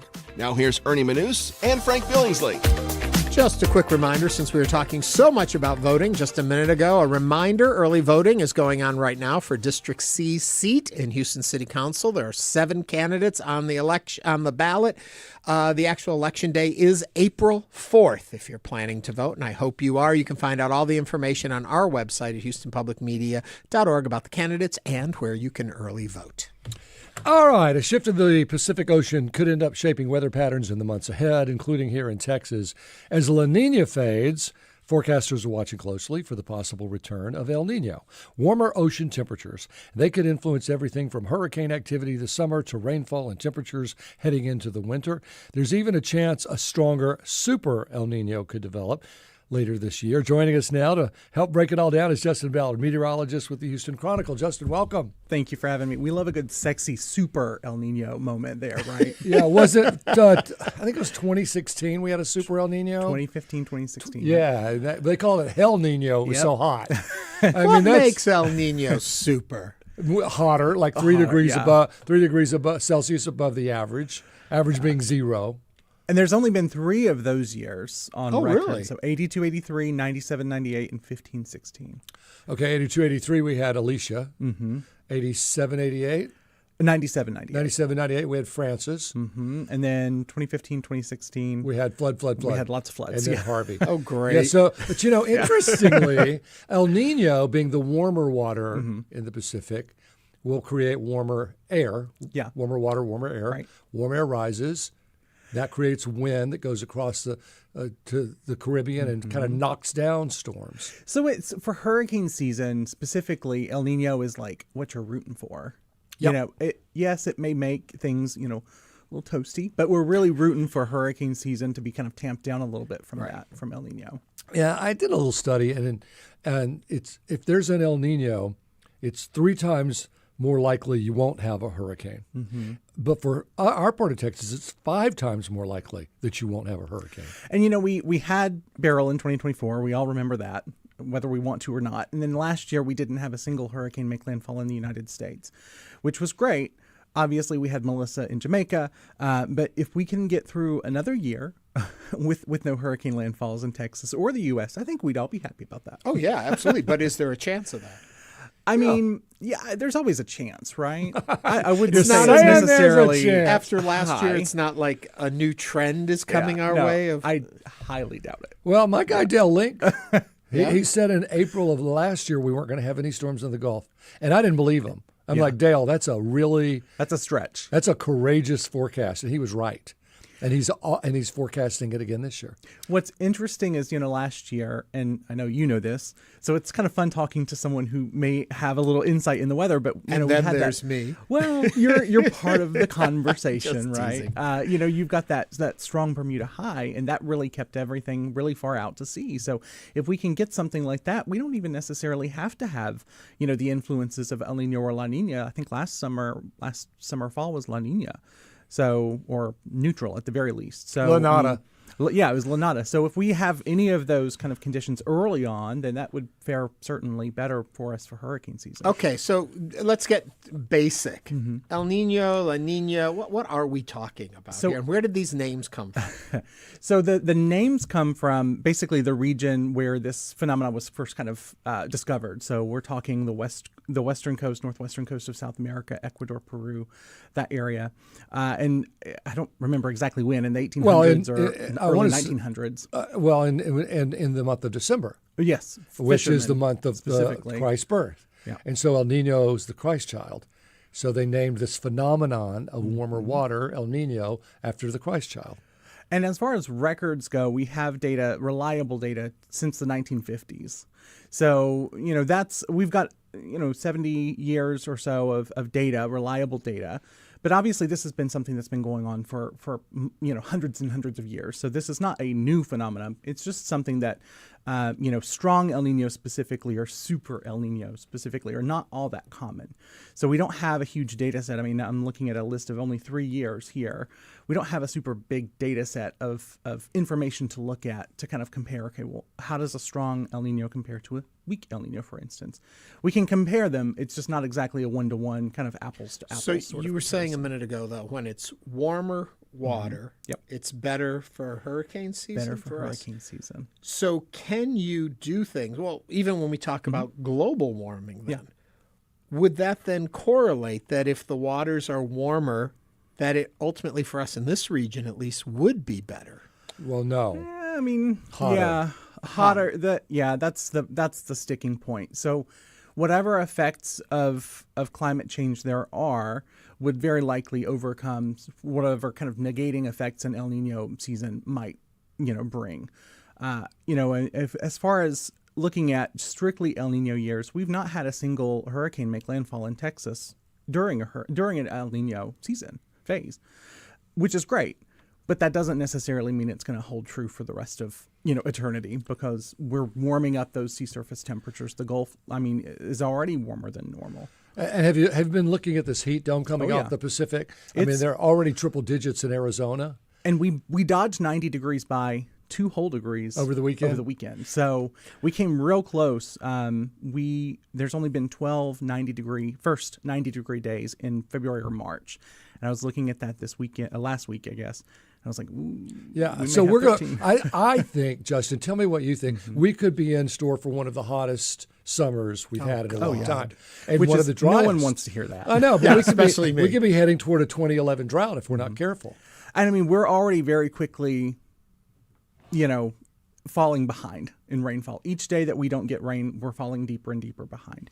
And looking at the forecast over the next 5 days, there's no rain in the forecast. Over the next 7 days, there's not really rain in the forecast. That maybe by the middle and end of next week, we start getting into a little bit of an active pattern. But how long does that last? We need a widespread, we need a soaking rain.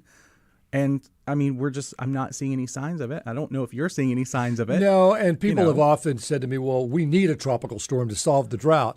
And the truth is, that doesn't solve a drought. Mm-mm. It only creates a lot of wind that creates problems. Yeah. What solves a drought is it just starts raining again. Yeah. That's all we need. It's as simple as that. Yeah. Really. And we don't know when that's going to be, but it gets harder if it's hot and dry, because you get into this cycle of hot weather creates dry weather creates hot weather, hot to dry, and breaking that cycle with a big, strong heat dome like we're already seeing is tough to do. I read about this last fall because I started seeing the writing on the wall when we were having multiple 90 degree days in October, and we were seeing drought build in very quickly, flash drought. And that was exactly what happened in 2011. I wasn't here for that. But, in 2010, I guess it would have been the fall of 2010, you started seeing drought really build in and during the month of October and November. And it lasted all the way through the entirety of 2011 until rain came. I have a theory that Ike in 2008, in September of 2008, changed the weather pattern. If you look back, even 2009 was dry. Mm-hmm. It really sort of dried things out for 4 years. 2012 wasn't as dry, but like we said, it just has to start raining again. And then, fast forward a few years, you're talking 2015, 2016, 2017, very, very wet year. So, I feel like there's definitely something to that. But what you just kind of mentioned where, you have these shifts where rainfall, precipitation just in general is well below normal. And then we get into a period, maybe 2, 3, 4 years where it's just relentless rain. Well, all of our lakes in Texas, there are a couple of brack lakes, but all of the lakes in Texas are man-made, and they're man-made for a reason, because the 30s were dry and the 40s and the 50s were extremely dry, and that's when we started building Lake Livingston, Lake Conroe, and Lake Somerville, all these lakes, so we'd have water. And so we knew this even when we didn't know it. We knew it. And I mean, you see what's going on in Corpus Christi now. I know it's not exactly related to drought, but certainly drought's not helping. And you have to feel horrible for folks that are going through this, because obviously we need rain. We desperately need it. Yeah. And it's just not coming. Reaching back into the recesses of my brain, I think about seeding clouds. There used to be this thing, planes go up, they see cloud, get rain to fall and all that. And I don't even know how much of that is realistic anymore, and if they really do that. But then it makes me think about man interfering with what we know, heating water, things like that, to actually impact the weather. Is there research in that area, and is that a dangerous path to start down? I do feel a little uneasy about that, right? Now, as far as cloud seeding, you certainly can cloud seed. I don't know of anything that's happened locally. I know a lot of West them, Texas, West Texas. they've tried it. And really, when you're talking about cloud seeding, you're talking about a small percentage increase of rainfall. So it only, I think, is effective if you've already got a precipitating cloud or a raining cloud, and then you're only seeing an enhancement of just a few percent. Yeah, you got to be careful. They tried this out in the Northwest. I think it was in Seattle, and created hail. Which hailed over the airport, and all these cars were damaged. And so you be careful. Like you said, you got to be careful with Mother Nature. Right. And it's hail not nice to fool Mother Nature. Hail in Seattle is not terribly common. So certainly can have some drawbacks that I mean, it's a slippery slope. Yeah. I think. Yeah. Well, yes, and you start creating too much rain. I think in the Middle East they've tried this, and they flooded the place, like certain towns, because of too much. I mean, 2 inches. It's like our deserts. 2 inches of rain will flood. Right. And so you create just a little bit of rain, but it's enough to cause big problems. Significant domino effect, I feel like, for you take care of one issue and then you cause 5 more. That's not really solving the issue. Yeah, you got a forecast for us coming up for the fall and summer? I do. So I think in terms of hurricane season, because that's kind of what's on everyone's mind. We are less than 3 months out, 70 days or something like that. In terms of hurricane season, I think we're likely leaning I would even say near to slightly above normal. I don't know, Frank, if you would kind of agree with that, but just based on the is El Nino going to be in place for hurricane season? That's the real big question right now. Right now, we're heading towards kind of an INSO neutral or a La Nada for a brief period, at least before El Nino possibly develops. So, if we don't see El Nino really kick into high gear until November or December, then that's not really going to affect us a whole lot, I don't think, during hurricane season. Well, as we always say, it only takes one. That's right. That's all it takes. Don't put those eggs in that basket, right? All right. Justin Ballard is a meteorologist with the Houston Chronicle. Justin, are you enjoying Houston and the con? I really am. My first summer, 2023, I did not like that summer. Yeah, but summers have gotten better since. So, well, I always love meeting up with people who are passionate about weather. Yes, and I know you are. Coming up, comedian Marcus Wiley is going to tell us about his new special. Thank you so much for being here. All right, stay with us as Hello Houston continues.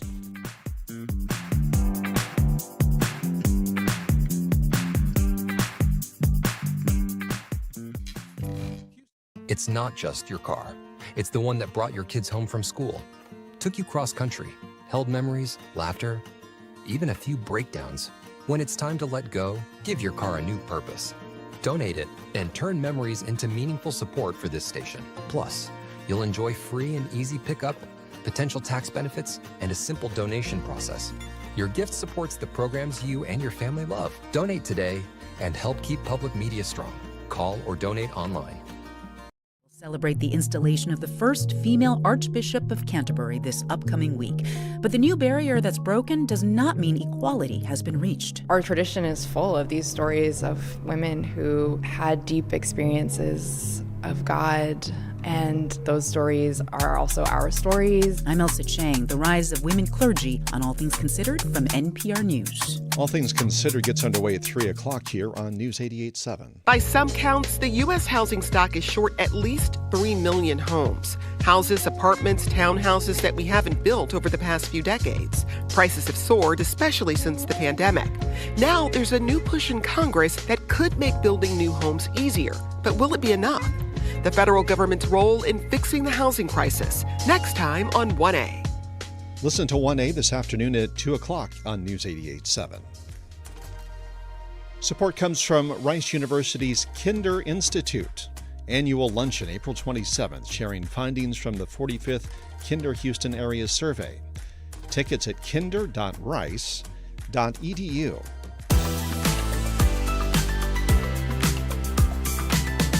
And now back to Hello Houston. To comment on today's topics, call or text 713-440-8870 or email us at talk@hellohouston.org.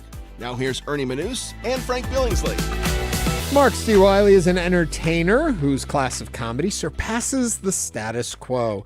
In February 2025, Marcus released his third-hour special, Marriage is Major Surgery, which was executive produced by Ali Sadiq and is available on YouTube. He's the son of a preacher. Marcus's charismatic style of delivery is clean, captivating, funny, and knowledgeable.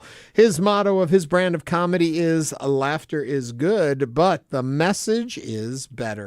Prior to his comedy career, Marcus was a professor at Texas Southern University. Marcus is also published author with his book, Hustle and Faith, has often been quoted from the pulpit to the streets. His motto as an author is, "God will honor your faith and reward your hustle." His new full-length comedy special is called Rehab. And to tell us more, Houston's own Marcus D. Wiley joins us now. Hello there, Marcus. What's up, fellas? How y'all doing? We're doing well. So this morning I'm driving into work and I'm talking to my partner on the phone, and he mentions that one of his employees, a female, calls in and is explaining to him why she can't come to work, but isn't saying whether or not she can come to work. But her car broke down and the oil needed this and that needed that and other. And all I could think about was what I saw in your special, because the whole time all Walt wants to know is, are you coming to work or not? And all she wanted to do was tell him her entire journey of getting there. And I couldn't help but think, Marcus, you are on the money. Tell people what I'm talking about. Yeah, appreciate you. Thanks for watching. One of my jokes, I talk about how men are bottom line listeners and women are detailed oriented listeners. So like you said in the story, he just want to know, are you coming to work? I just want to get to the bottom line. I don't even want to know the details. No.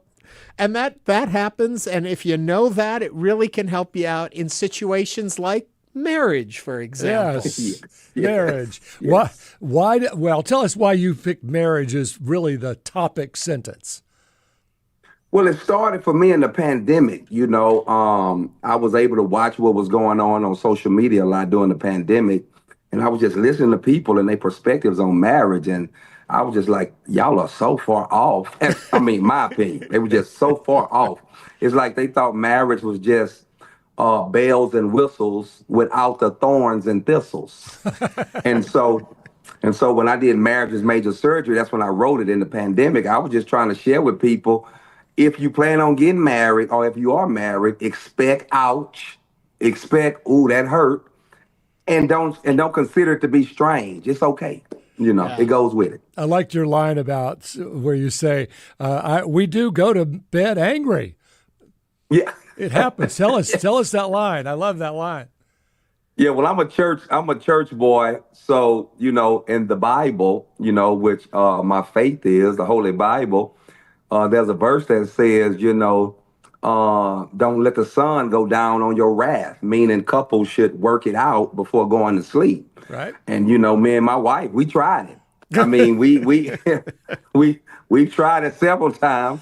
Not saying we still not trying, but we're not there yet. We still go to bed a little angry from time to time. And then touch feet while you're not looking. Yeah, then our feet touch, you know, because that's our way of letting each other know we still in love, but I'm not messing with you right now. Yeah. I want to get more into your comedy, but while we're there, I'm talking about marriage. I think about the culture we live in today where everything is kind of reward based. And if things aren't going, you move on. And that really we've created a culture where if there is a tension, a fight, you don't have that belief that we used to have that, we can fight and still be together. It's always like, if this is a fight, I'm out of here. So how do we get back on the right path, do you think? Then we'll get into comedy again, but I'll take your wisdom here. Well, I'll tell you the truth.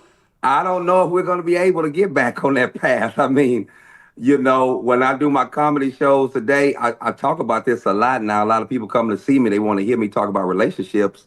And I just try to keep sharing with them that a fight, a disagreement, we not seeing eye to eye should be normal. But the new generation, the older people, they get it. But the younger generation, they really don't get it. A lot of youngsters, they're entitled. And I'm not mad at them. I'm not saying it's their fault, but they very entitled. They want the soft life. They don't want any friction. And so how we get back to it being okay to argue, I don't know, because we're in a dispensation where everybody gets offended. We quit easy, and so I don't know. Yeah. So tell us about Rehab. What is Rehab? Your big special. First, are we rehabbing our marriage, our life, our society? What are we rehabbing? Maybe everything. Well, I was told rather, after you've had major surgery, it's important that you rehab. Okay. Right. And so we rehabbing the marriage in general is rehab, because marriage is the wedding is the actual surgery. And so you spend the rest of your life rehabbing,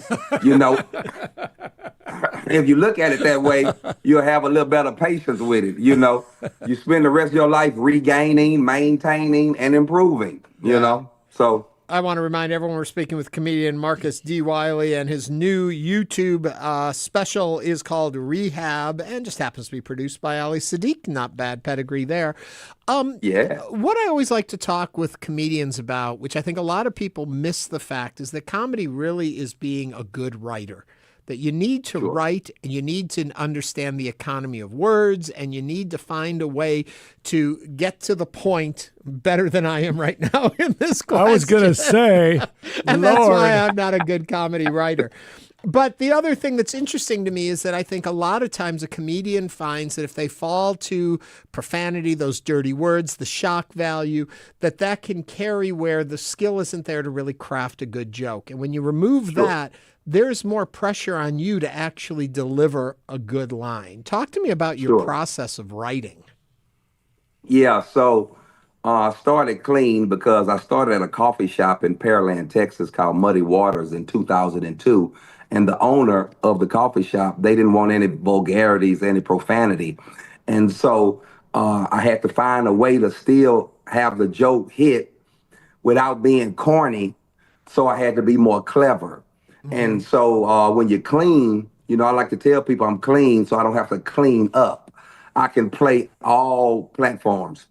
I can do the cruise ship. I can do the church. I can do the club. I can do corporate gigs, parties, anniversaries, bar mitzvahs, whatever.